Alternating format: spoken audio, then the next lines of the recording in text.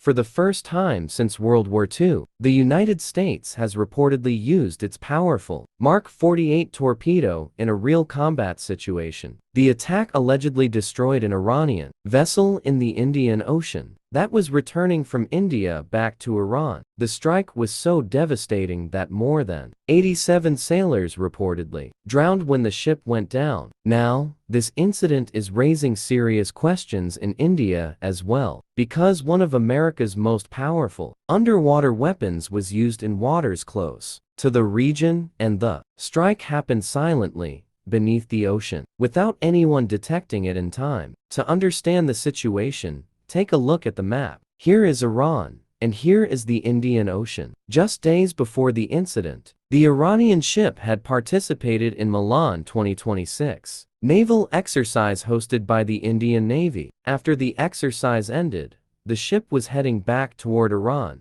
but while passing through a section of ocean that falls within Sri Lanka Exclusive Economic Zone, the vessel was suddenly attacked. According to reports connected to the escalating tensions between Iran, Israel, and the United States, the U.S. Navy allegedly launched a Mark 48 torpedo at the ship. This weapon is considered one of the deadliest torpedoes in the world, and the reason is how it destroys its target. Most underwater weapons strike the side of a ship, but the Mark 48 does something far more devastating. Instead of hitting the hull directly, the torpedo quietly moves underneath the ship. Then it detonates below the vessel. When the explosion happens under the ship, it creates a massive gas bubble beneath the hull. First, the bubble lifts the entire ship upward. Then, as the bubble collapses, the ship suddenly drops under its own weight. That violent motion causes the vessel to snap in half. This phenomenon is called keel breaking. Imagine placing a wooden stick across your knee and snapping it in two. That's essentially what happens to a warship.